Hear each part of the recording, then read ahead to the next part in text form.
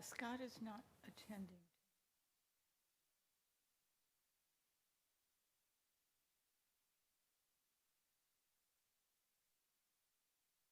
Hi, Carl.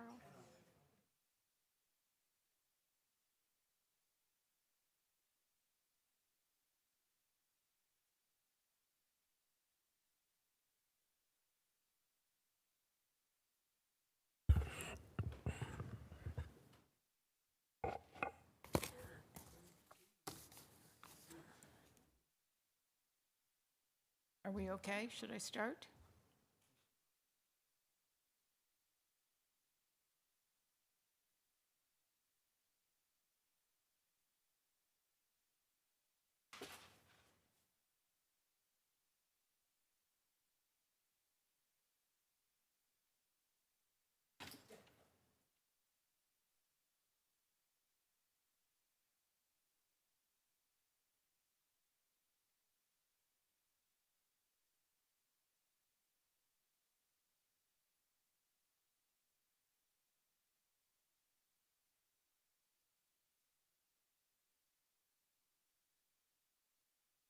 Madam Chair, the time is 5:30. We're going to hit record, and as soon as the robot is Recording done in speaking, progress. start the meeting. Good evening. I want to welcome you to the Tuesday, April 28th, 2026 regular meeting of the Palm Springs Planning Commission. Can I have a roll call, please? Chair Wormick, Present. Vice Chair Lane, Present. Commissioner Baker, Here. Commissioner Miller is excused, Commissioner Murphy, Here. Commissioner Rotman, Here. Commissioner Morale, Here. and alternate Hernandez is not here. Can I have a report on the posting of the agenda, please? Madam Chair, the agenda was available for public access on the City Hall exterior bulletin board and online by 9 p.m. on Thursday, April 23rd, 2026, in accordance with the city's policies and procedures. Thank you. The next item is public comment. Oh, no, the acceptance of the agenda. Can I have a motion to accept the agenda? Motion. Do we have a second? Second. All in favor? Aye. The next is public comment. This time has been set aside for members of the public to address the Planning Commission on consent calendar and other agenda items and items in our general subject matter jurisdiction. Please note that we're prohibited from taking action on items that are not on our agenda. Speakers will have 3 minutes each. Testimony for public hearings may be offered at this time. We don't have any public hearings tonight, and we have one item under new business. So if members of the public are here and they would like to testify under new business, we will take testimony then or now. So Madam Chair, the only members in the audience are the applicant team, and we have one member online who is also associated with the applicant team. So if they wish, we can, and if you wish, Madam Chair, as you said, we'll take comments after the staff presentation. are you fine with that? Okay, we will do that. Thank you. The next item is the consent calendar. It's the approval of the minutes of March 24, 2026. Can I have a motion, please? So moved. I'll second. Any comments? Seeing no comments, will you call the roll, please? Commissioner Baker, Yes. Commissioner Murphy, Yes. Commissioner Morale, Yes. Commissioner Rotman, Yes. Vice Chair Lane, Yes. and Chair Wormick. Yes. The next item is new business. It's a request by Legacy Built Investments and Development LLC applicant for a major development permit to construct a 92,400 square foot self-storage facility on a 4.2 acre vacant parcel located at 900 North Farrell Drive, Zone M1P. Before the staff report, there have been some questions about the previous project, and we will not have that presented to us tonight. This is a new applicant. It is an entirely new project, and the previous project is in no way before us. We do have an image of the site plan for comparison, but we are limited in the information that we can share, given that this is a new applicant and we don't have the permission of the previous architects to share that information. And if we can note that we've been joined by alternate Megan Hernandez, who, if you'd like to join us on the podium as you're an alternate, you're a voting member tonight.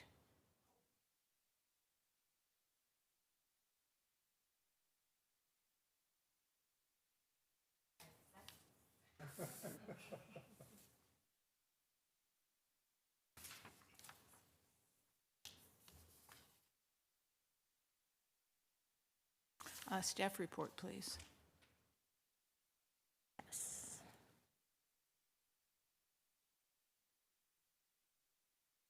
Good evening, Chair and Commissioners. Sorry, one second. Before I start, I'd like to give a little history on this project site. In 2024, the Planning Commission reviewed and approved a major development permit for the construction of a 65,000 square foot self-storage facility with ancillary RV boat and RV parking spaces. The images you see before you, the site plan and the rendering, are part of that previously approved project. Today, we have a new applicant, a new project, a new property owner, and even though that's all new, a very similar scope of work. So the proposed project site is highlighted in yellow. It is south of the Palm Springs DMV, north of Hot Purple Energy. The lot size is 4.2 acres. The zone is M1P. The general plan designation of this site is IND Industrial. Existing uses surrounding the project site include industrial and commercial uses, along with the Palm Springs Airport on the east and residential uses along North Farrell on the west. Here are some existing photos of the street view looking north and south, Farrell Drive. As mentioned, the proposed use is a self-storage facility. This is a permitted use by right. The proposed project is a 2-story building, approximately 92,400 square feet in size. The average height is around 30 feet. Is that me? 30 feet, okay.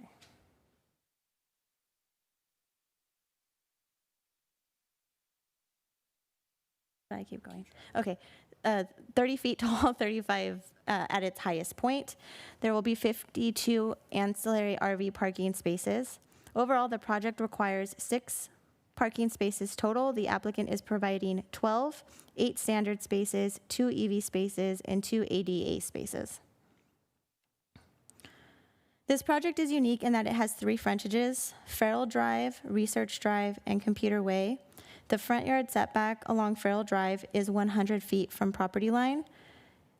The setbacks along Research Drive and Computer Way are 25 feet from property line, and the interior setback is 10 feet along the northern property line. There's a 25-foot landscape buffer along all 3 of these frontages as required by code.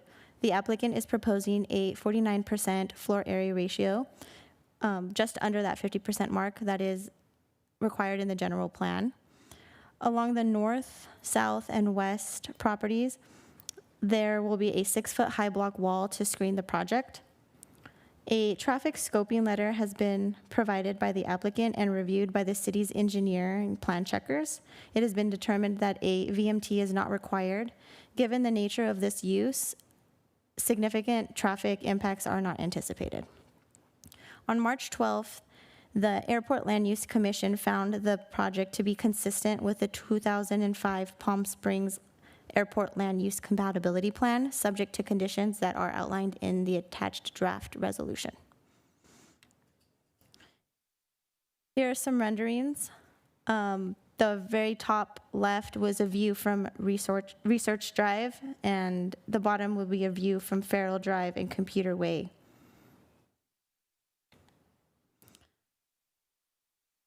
Overall, the elevations show the building height at roughly around 30 feet. There are some architectural features that extend past that with a maximum height of 35 feet. The maximum height of this zone is 40 feet, so this building is developed and in compliance with the development standard of that zone. The project is proposing a flat roof design. All mechanical equipment, including solar, will be located on top of this roof behind parapet walls, will not be visible from the public right away. And lastly, a landscape plan was provided to show that there will be no light spillage off the project site. The project is categorically exempt from CEQA as a Class 32 infill development project. The site is consistent with the general plan and zoning designation. The project site is less than 5 acres in area. It is fully located within the city limits. It will not result in any significant effects relating to noise, air quality, water, or traffic, and the site can adequately be served from all required utilities and public services. In conclusion, staff recommends that Planning Commission approve case DP 2025-0018, subject to the conditions in the draft resolution. That concludes my report, and the applicant is available for any questions.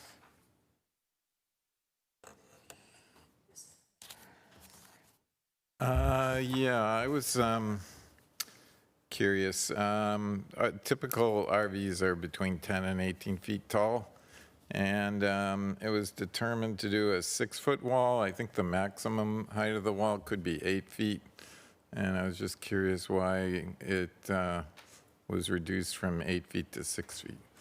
So per code, the maximum height of the wall in this zone actually can only be 6 feet along front yard Oh, along frontages. Farrell? Yeah, so because sits around Farrell and Computer Way and Research, it can only be 6 feet tall, sorry. Okay. And I guess it's a question for the applicant, but I'd like to see a lot more vegetation and screening of the RVs, because when you go up Farrell, all you're going to see is a long row of RVs.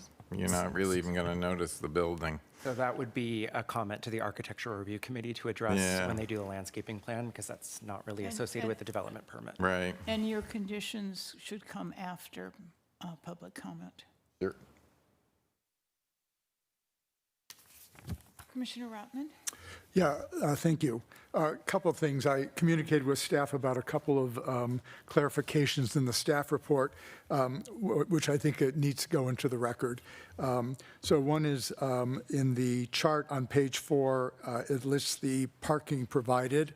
It listed as 6, but I think it should be corrected to 8, and then there's some additional parking, so that'll get corrected. And then the same thing about the square footage. There were 3 locations where the square footage was different. In the staff report under project description, it listed at 92,400 square feet. In the Airport Land Use Commission comments, it was 91,400 square feet.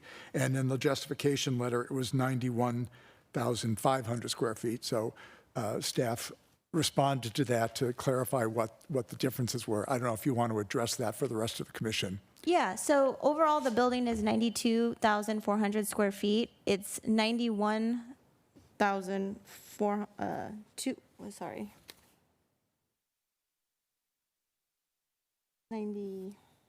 this font is too small. 1 second. I clarified it here. So 91,400 square feet, excluding stairwells and elevators. And then the comment in the ALUC report is incorrect. Okay. And then I do have a couple of questions for staff. So how, it said the parking requirement is 6 for this project. So explain how that is calculated or figured. In our off-street parking guidelines, we have a parking standard that addresses warehouse facilities, and 6 is typically the max for these types of developments. Okay. And I think the idea there, Commissioner Rotman, is for a self-storage facility, you typically don't have a lot of on-site staff, of course, and you have people coming and going throughout the day. The demand is different than it would be for a more employment-generating use, and so that is what the code addresses. Okay. And I had also asked about the zoning for the lots across the street. There was an empty triangular lot next to the single family, and then there's a much larger parcel to the north of that, and you responded as well about the setbacks. And I don't know if you want to mention that as well. Yeah, so that triangular lot is highlighted in blue. That's the area highlighted in blue is all part of single-family residential zone. The red vacant undeveloped lot to the north is an M1P zone, and the setbacks for the single-family residentials are 25 feet. Yeah. And so the 100-foot setback along Farrell, that seems really extreme. What's the thought behind that? Per the code, because it is adjacent to residential, it needs to, industrial uses need to be 100 feet. Also because Farrell is a major thoroughfare, Okay. it's given that setback requirement. What I would say, and I think I sort of know where your mind is going, our code is quite old. And I think when we wrote these standards, we, wanted more separation between uses and we wanted more setbacks from our arterials. I don't know that it's our current thinking. I'm not saying we shouldn't have sufficient separation between residential and non-residential uses, but I think it's something that we are and need to look at through the zoning code update, because I think if we had a lesser setback here, we might be able to have a more creative site plan than we are able to have as a result of the setback requirements. Yeah, my concern was that you've got all this RV parking, you've got to screen it, and if it was able to flip it, that would make a whole lot more sense and actually create a building frontage on Farrell. So anyway. Absolutely. And let's see here. And then the last question I had asked staff was about the fence along the north property line and why it was set back the 25 feet there when they could, it seems like they're creating a no-man zone there. Yeah, so I spoke to the applicant, and that's actually a mistake on their plans. The wall on the northern side will actually be located on property line, so there will be no man land, Okay. and all that landscape will be located on the interior of the development. Okay, thank you very much. Are there other questions? Yes, Commissioner Murphy? This, in the justification letter, it makes a reference to 41 parking spots for RVs, boats, and trailers, and 52 in the staff report. Yes. So is that a discrepancy, or So are they origi- just counting differently? Yeah, no, originally it was 41. I believe after they had reviewed the on-site water retention basin with engineering, they were able to make that area smaller, so fit more parking spaces. So 52 is the final count. Okay. Thank you. Yes, Commissioner Elia? I have a couple of questions about the on-site circulation. In the staff report and the exhibits presented by the applicant, I see that there's some discrepancies in the way that the entrances and exits are described, and I'm a little bit concerned about the diagonal parking there. I notice a bullet point in your presentation tonight that says that there's one entrance and two exits. Can you point to which is the entrance? Yes, and so, which? yeah. The site plan's a little rotated, but the north entry will have one entry, one exit, and then, let me highlight, sorry.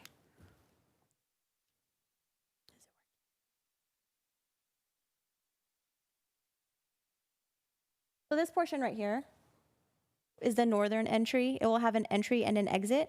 This is the south, and it will have exit only. And I confirmed that with the applicant. Okay, so that's why you say backup parking. As you enter from the north, you pull through, you can back into those spaces. So all parking is going to be backup parking, it looks like. I will defer that to the applicant. However, at least as far as I know, on the south and the north, there would be backup parking stalls. Okay.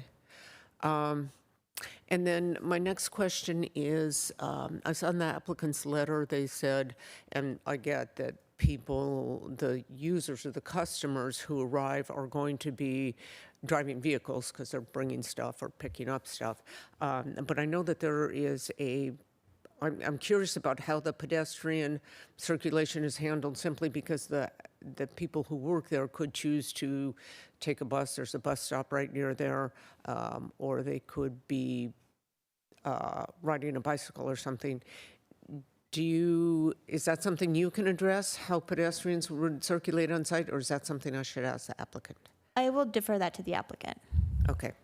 And then my last question, and you and I had a conversation about this, and you explained to me why it was so, and it makes sense, and I think the public should hear it, which is the retention basin, which the design of it is required to be integrated into the site, and it looks relatively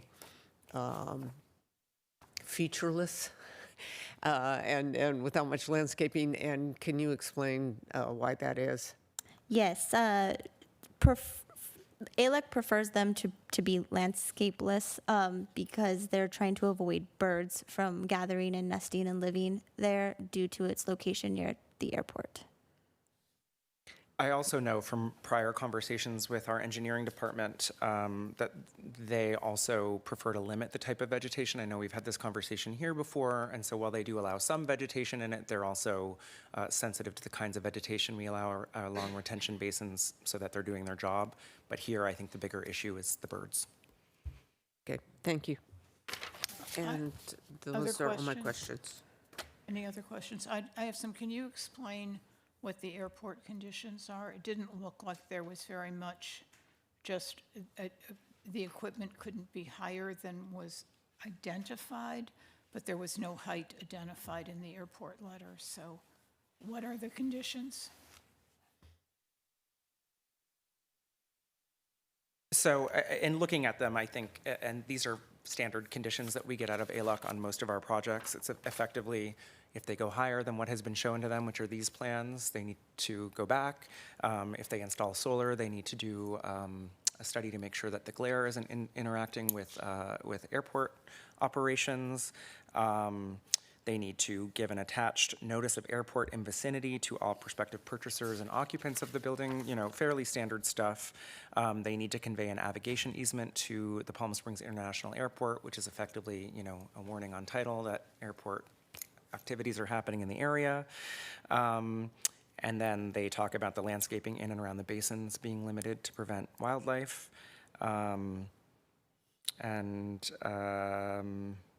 Effectively, certain construction noise attenuation measures to keep the noise within acceptable limits per the airport plan.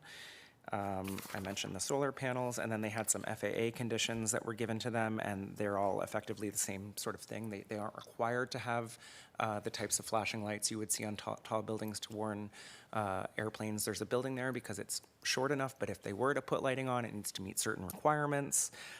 Again, they can't go up in height without going through a further review. And same even with temporary construction structures, they can't, they have to meet height requirements set by the airport and by FAA. That's it. And so there weren't any requirements on landscape except in the retention basin?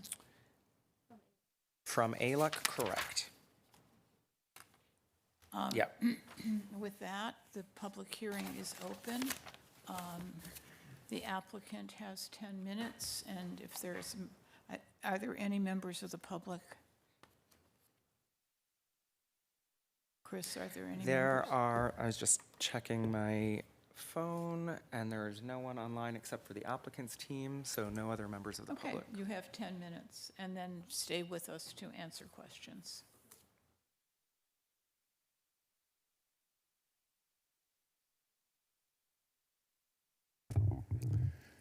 Good evening, Chair, Vice Chair, and Commissioners. and staff. Thank you for the report and all the time that you've put in on this project to help us get to this point. The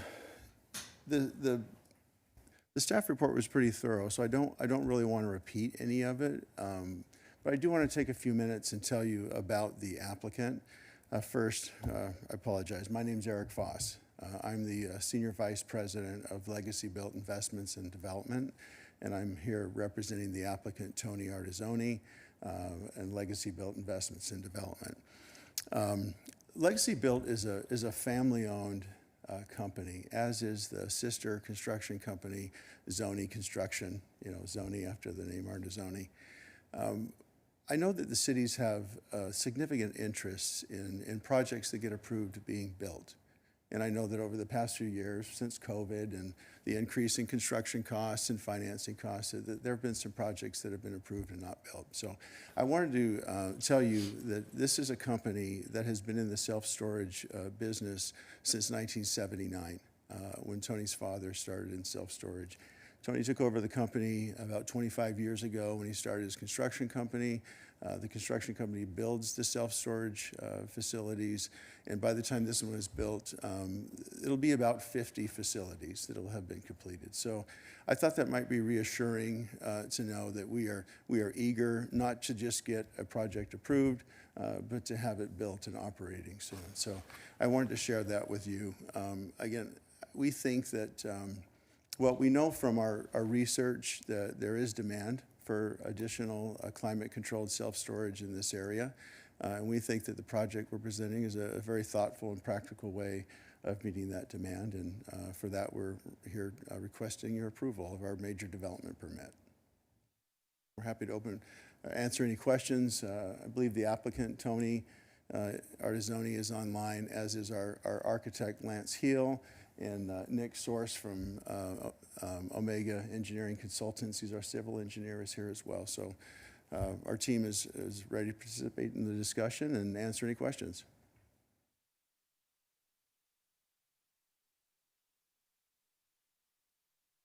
Vice Chair, you had some questions. I'll start with the parking. As somebody who's really bad, even with cameras, on back-end parking, I'm curious why the circulation, it looks as though it could work either way, so that all the parking is head-in or it's all back-in. Why did you choose the back-in? So part of it is the circulation. We have coming in one entrance and out. Some of these vehicles would be quite large. It's actually easier for an RV to back into a parking stall and then to drive out. And so that's essentially why we designed it that way. And if you own an RV, you got to get good at backing. Okay. That's just, I hate to say it, and if they're not, they need to bring someone along who is, which is not uncommon. Good. The public will be relieved to know I don't own an RV and I'm not planning on buying one. Okay, thanks. And then how about the pedestrian? How, if I worked there, if I was one of the two workers and I wanted to take the bus and walk on site, how would I do that? Yeah, that's a really Same interesting. thing. Or if I wanted to ride my bike, how would I bike in? If you ride your bike, we'll have bicycle parking on site. Where will that be? It's on the site plan near the office entrance. Correct, Nick? Okay. Okay. Pedestrian, this is an interesting question. The bus stop is basically on Farrell, next to the DMV. When the question came up, Nick did a study where he mapped out the number of feet. He did a time study. He came up with basically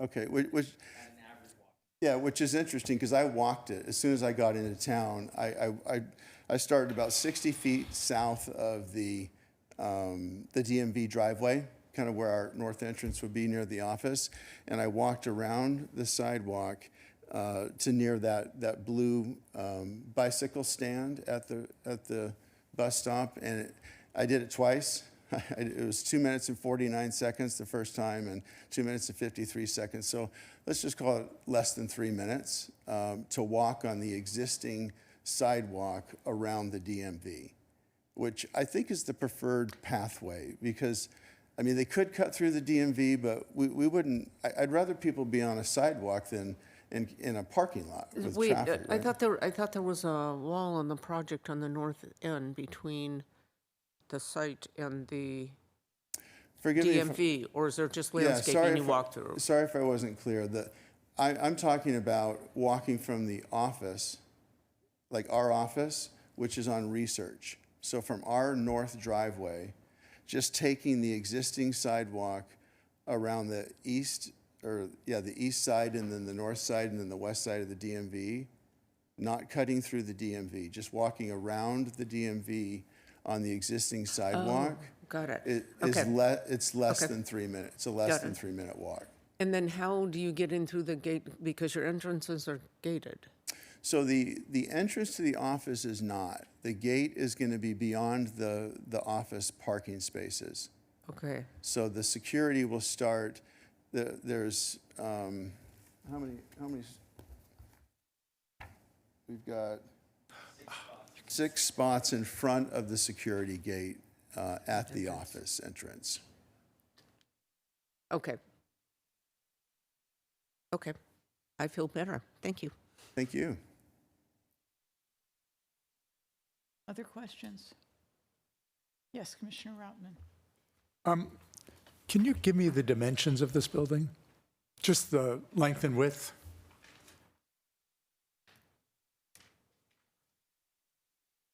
I think the architect is here. Yeah, Lance, can you provide that? I'm sorry, I can't read this small print on the page that No, I don't think it was If I had in, my loop, it wasn't I in could our do it. packet, so I was just curious. So the overall width, I guess that would be north to south, is 260 feet. And sorry, I east to didn't hear west, from Research 260? to Farrell, is 201 feet. Okay, thank you.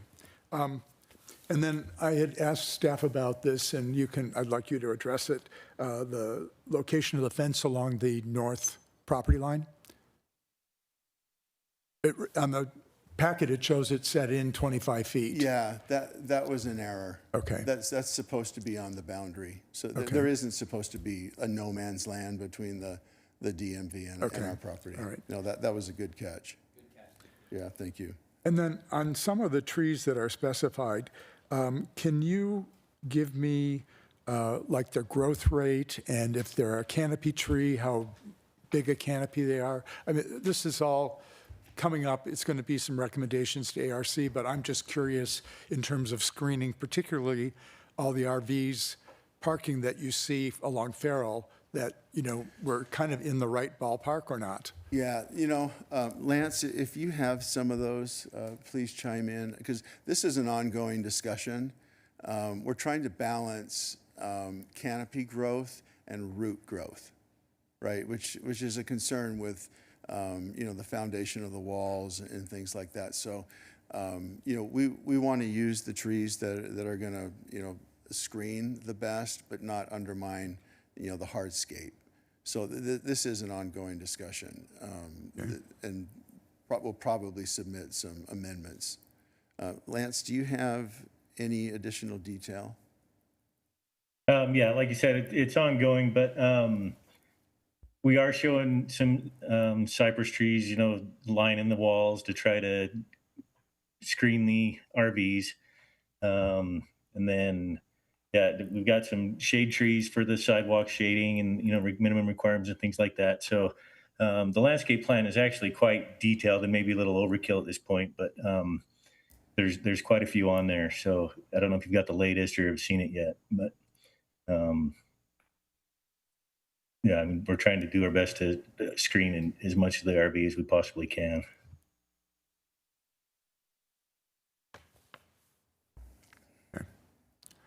Okay. Thank you. Yes, Commissioner Murphy. I have a question about the the area of loading and unloading for the people that are storing merchandise or their belongings in the facility. Since we don't have a real rendering of it, just can you confirm that there's some kind of canopy or covering over the areas that people would be pulling up to the building to load and unload? Yes, there's two.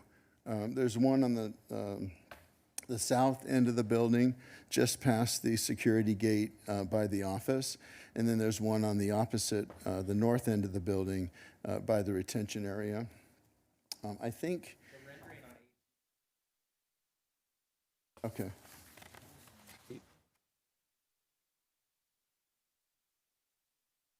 Yeah, it's the last 10 or 12 pages of the staff report have our plans. I see page, on our packet, it's page 90 and 91 have elevation drawings. So if you look at the site plan, you'll be able to see where they pull in on the north and south for parking, and then that's covered by the second floor. So the loading and unloading zone are actually covered by the second level of the building. And the landscape design that was just up a minute ago shows that as well. Okay. The 40-foot wide by 35 foot. Okay, thank you. Okay. Thank you. Yeah, this drawing right here. And the canopy covers that whole area? There's like some cutouts in the sides of the buildings. Those are the loading. Yeah, so just as you come in the entrance, past that first pop out, there's a cutout into the building. That is a loading area. So that's the depiction of the first floor, right? So the second floor would be the canopy.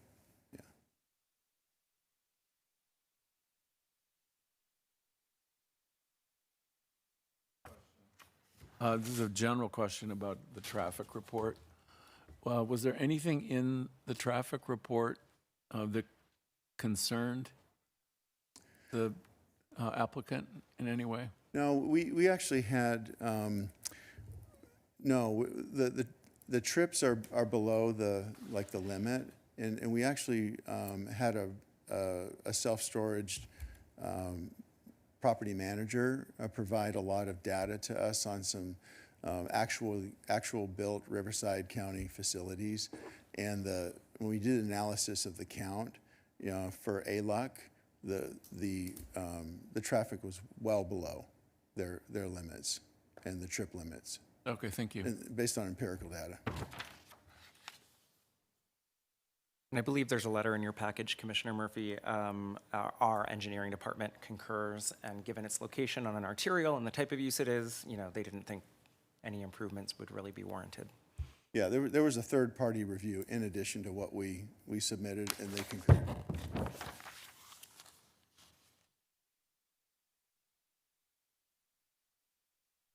Other questions? I have a couple, and it mainly goes to screening. And this is not our purview, but it's something that, it looks fairly sparse for trees in terms of both sidewalk coverage and screening coverage. And it looks like you have a lot of palms, which aren't trees, and they don't provide screening coverage. So I'm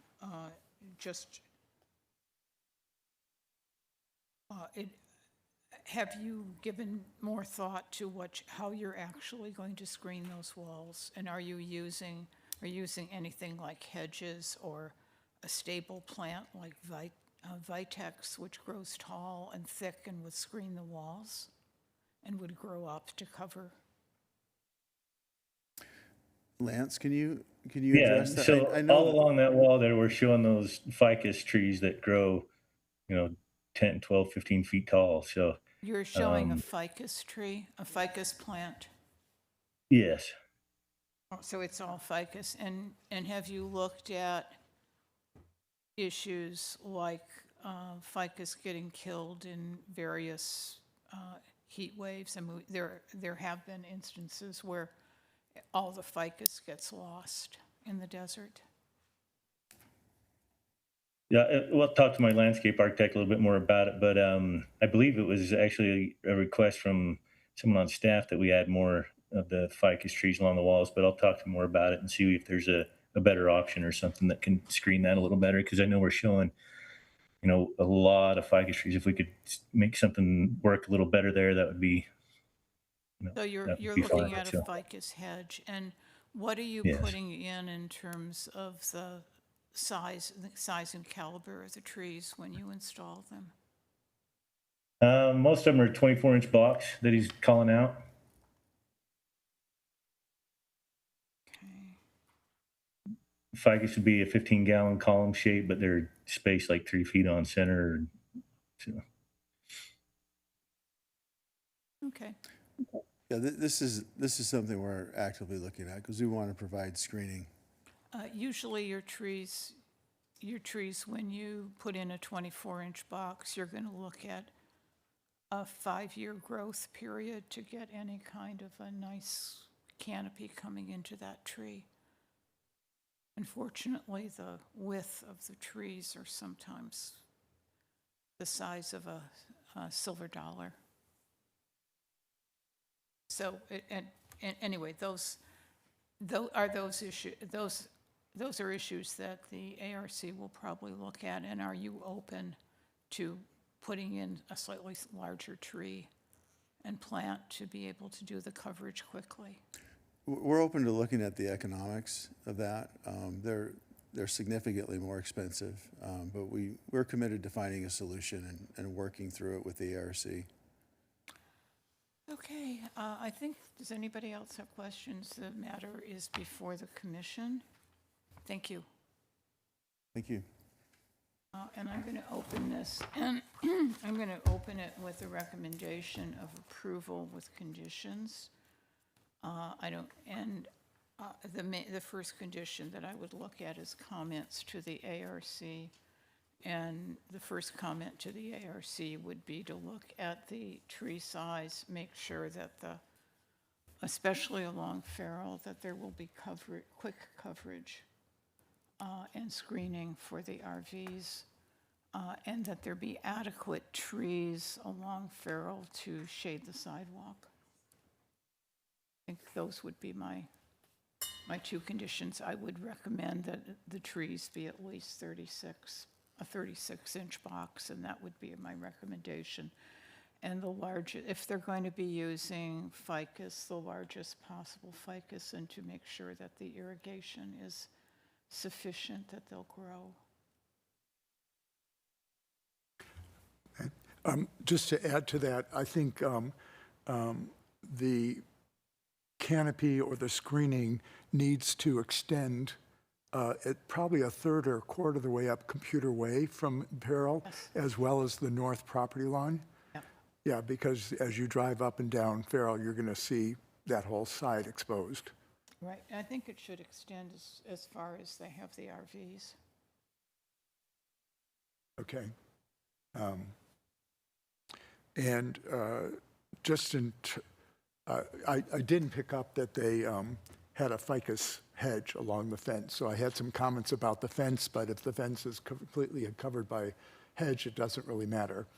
But I might encourage or suggest to ARC that they look at some additional layering of plant material. In front of the hedge? Yes, yeah, Yeah, it's sparse. yeah. The plant coverage is very sparse. And then on the architecture, I think it's a little underwhelming. And so I think it needs to be looked at. Particularly the Farrell elevation looks like a billboard.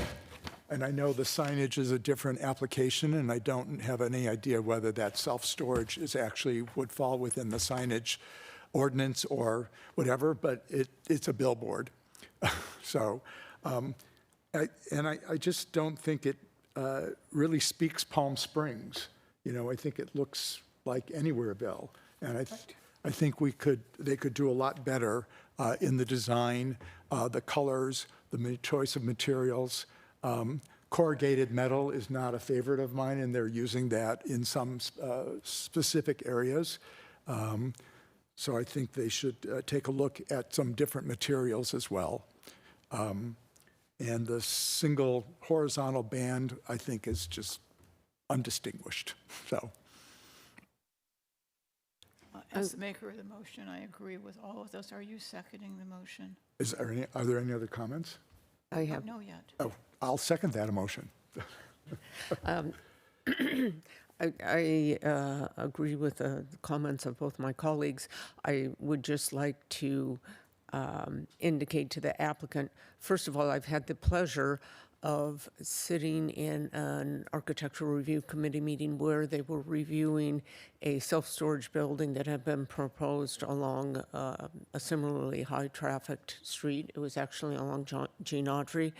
And I will tell you, be prepared for some extensive constructive criticism and suggestions for it, because what had been proposed there was similarly underwhelming as far as the architecture goes, and you should expect that there will be a very high standard required of you. So you're not hearing it now because our job is not to review the architecture. That will come, and be prepared for that.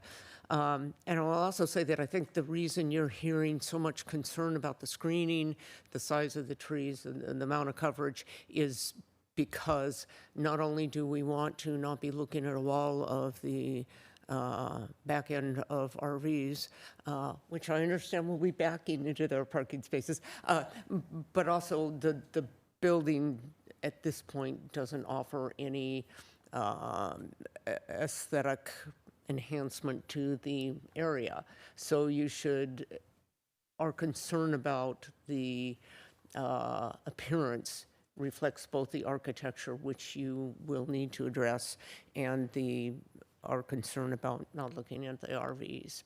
Do you want to put that into language that we can add?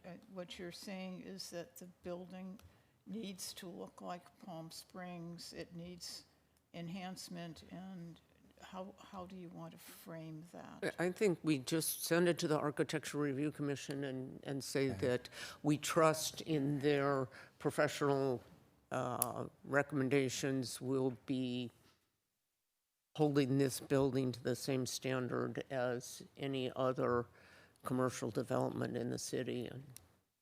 Madam Chair, if I might, Yes. what I heard as a condition added by Commissioner Rotman in his second was to reconsider the architecture, particularly the Farrell frontage, to better represent Palm Springs, considering different choices in color, materials, reconsider the use of corrugated metal, and reconsider the single horizontal band.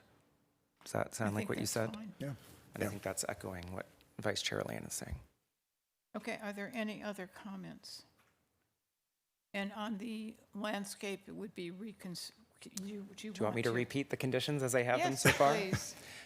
So it's a recommendation for approval subject to conditions, specifically that the Architectural Review Committee consider the following. One, to reconsider the landscaping, including the tree size, considering the use of 36-inch box where appropriate to ensure quick coverage and adequate screening and landscaping along Farrell, that we ensure that they ensure sufficient irrigation to ensure the plant materials survive, that they ensure the canopy of the screening extends along Computer Way and the north property line in a sufficient way to ensure the screening of the RVs, that they consider additional layering of plant materials along the fence, and that they reconsider the architecture, particularly the Farrell frontage, to better represent Palm Springs, including different choices of color, materials, reconsidering the use of the corrugated metal, and reconsidering the single horizontal band. I think that covers the motion. I think Any you have comments? I think you have quite a future in this planning stuff. Well spoken. Okay, so we have a motion, we have a second, we have no additional comments on the motion. Will you call the roll, please? Chair Wormick, Yes. Commissioner Rotman, Yes. Vice Chair Alayan, Yes. Commissioner Murphy? Yes. Commissioner Baker? Yes. Commissioner Morale? Yes. Alternate Hernandez? Yes. Motion is approved.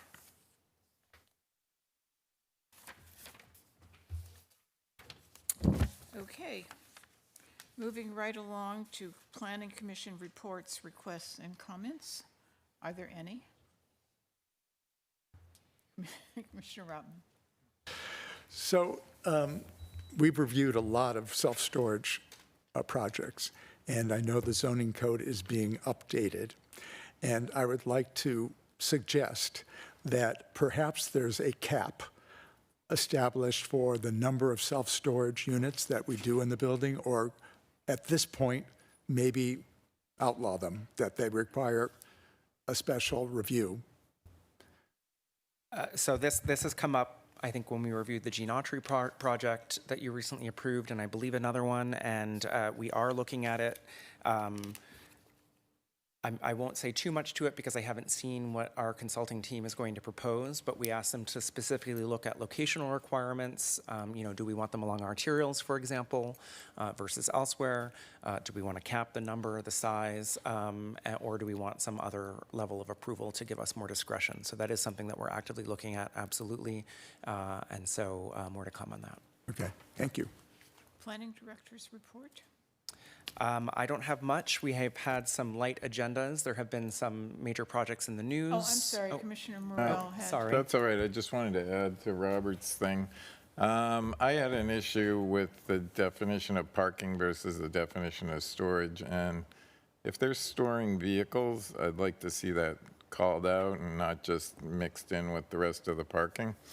Because I think storage of vehicles would require more scrutiny, particularly outdoor storage. Right. I think the issue that's being raised is our definition of outdoor storage, which we have not considered to be the storing of vehicles. It's more if you think of sort of industrial sites that have pallets or other things, a granite, we have that granite company on Gene Autry, for example. So we've never applied the requirements associated with outdoor storage to this type of use. And so Commissioner Morale had raised that in questions before tonight. It is something that we'll look at and clarify in the new code. So back to me, it looks like May is going to be a light month, and this was a light month as well. But it's not to say there isn't a lot tracking. So I think we're likely to have a busy June and July before we go dark. The one major piece of news that has been out there is the Soho House. They've been sort of ramping up their PR and getting word out there that they are coming back. We are actively working with them on addressing some technical issues, finalizing the application. And so I don't have a date yet for when that will be before you, but it will be at some point in the next couple of months. So look forward to that coming. There will be a revision to one of the large warehouse projects that you looked at previously north of I-10. I won't say too much on that yet, but they are finalizing their EIR addendum and looking at changes there. So that is coming. That will be a big item. And there's a few other things in the hopper. So we're just kind of in a weird lull. This tends to happen every spring. And I think it's just kind of associated with the holidays, and just then stuff kind of, takes us into summer. So we will get busy again, but May will be a light month.